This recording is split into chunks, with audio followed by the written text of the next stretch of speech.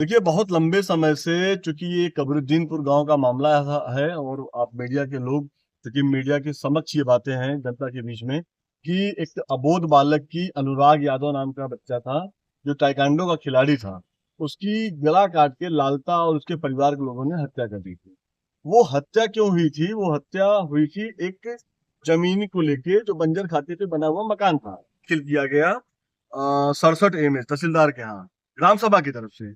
उसमें उस मकान को ध्वस्त करने के लिए लगभग 1 साल तक कार्रवाई चली। लालता और अधिवक्ता की तरफ से और हमारे सरकारी अधिवक्ता की तरफ से लड़ाई चलती रही। तकरीबन 7 महीने बाद आप पत्रकार साथियों के माध्यम से ही मेरे पास उनके पिताजी आए और उन्होंने कहा कि सत्यवीर सिंह जी, आप हमारे इस जो बेटे की हत्या हुई है, जिस वजह से हुई है, उसको आप देखिए। तो ठीक फिर है। मैंने उस फाइल का मुआयना किया, फाइल देखा और मुझे स्पष्ट क्वालिटी रूप से देखा। इसमें ये लगा कि वो जो फाइल है, वो फाइल में फाट ही नहीं पड़ा है, वो मिल-जुमला नंबर था। तो उसके बाद मैंने तहसीलदार के सॉरी सीआरओ के यहाँ मैंने उनकी जो वंदना करके हैं, ये प्रधान है वहाँ की, उनसे एक हमने वाद दाखिल कराया 30-2 का, इसमें फाट पड़ने का। उसके बाद 30-2 का आदेश होता है, उसमें रिपोर्ट्स आती है, आरआई के पास जाती है, आरआई उसमें रिपोर्ट लगा के भेजता है और उसमें फिर फाट पड़ता है क, ख, ग।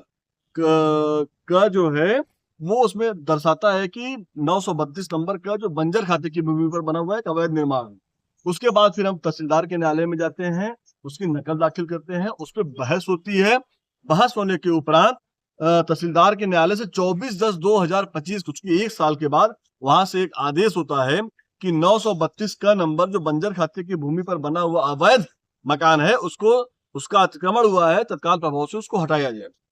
उस आदेश के तुरंत बाद चूंकि जिलाधिकारी के न्यायालय में लालता जो विपक्षी लोग हैं उन्होंने एक अपील दाखिल की। अपील दाखिल करने के बाद फिर वो चले जाते हैं माननीय उच्च न्यायालय के यहाँ। माननीय उच्च न्यायालय के यहाँ से डायरेक्शन लेके आते हैं, वहां दरखास्त देते हैं कि तहसीलदार के न्यायालय से 24/10/2025 को जो आदेश हुआ है मकान गिराने का, उसको स्थगित कर दिया जाए।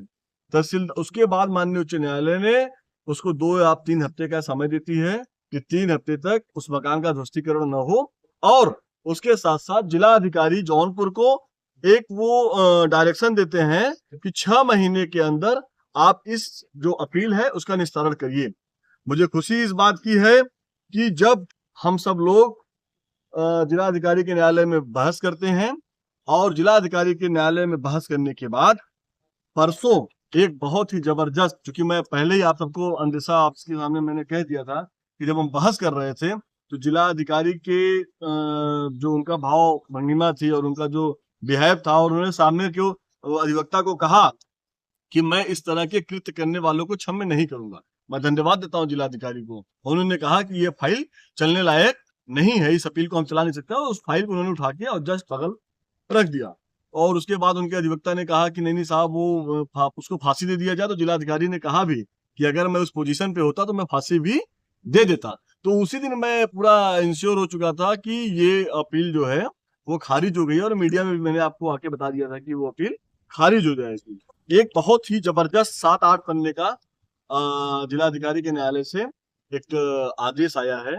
पूरा आदेश पढ़ने में थोड़ा समय लगेगा, लेकिन मैं आपको इस आदेश का आदेश पढ़ देता हूँ कि जो जरूरी है, जो आपको जानना चाहिए। इसमें साफ-साफ शब्दों में लिखा है, ऊपर के छोड़ के, कि जिसके अनुपालन में इस न्यायालय द्वारा दिनांक 27/11/2025 को आदेश पारित किया गया है कि माननीय उच्च न्यायालय द्वारा पारित आदेश दिनांक 10/11/2025 के अनुपालन में धारा 67 उत्तर प्रदेश राजस्व संहिता 2006 वाद संख्या 19/095/2024 में पारित आदेश दिनांक 24/10/2025 में याचिकाकर्ता के विरुद्ध कोई कर कंज्यूमर एक्शन न लिया जाए, जिसके संबंध में तहसीलदार सदर को निर्देशित किया गया है कि उस आदेश के अनुपालन में तहसीलदार सदर जौनपुर द्वारा अपील के निस्तारण के पूर्व कोई तोड़ फोड़ नहीं लिया गया है, तोड़ा फोड़ा नहीं गया, जिसकी पुष्टि उनके द्वारा प्रेषित अपनी व्याख्या दिनांक 13/1/2025 में किया गया है। चूंकि प्रश्नगत अपील में अवर न्यायालय द्वारा पारित आदेश दिनांक 24/10/2025 की पुष्टि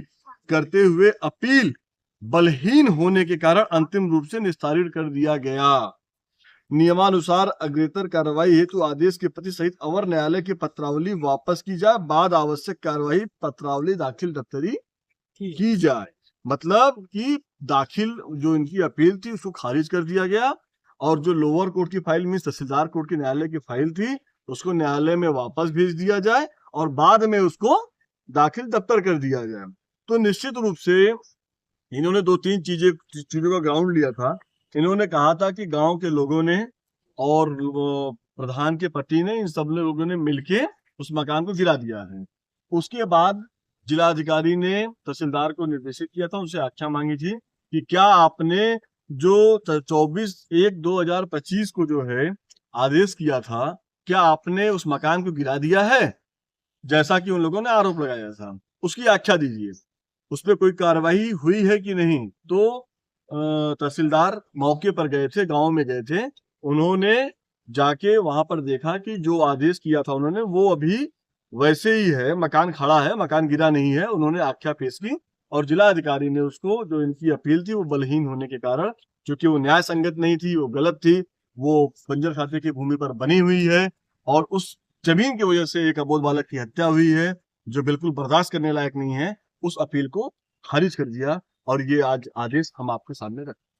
ये जो आदेश अब चूंकि खारिज हो गया है, तो क्या जो आदेश ध्वस्तीकरण का था तहसीलदार कोर्ट से वो प्रभावी होगा? वो प्रभावी हो गया है, वो मैं तो यही कह रहा हूँ कि वो प्रभावी हो गया है।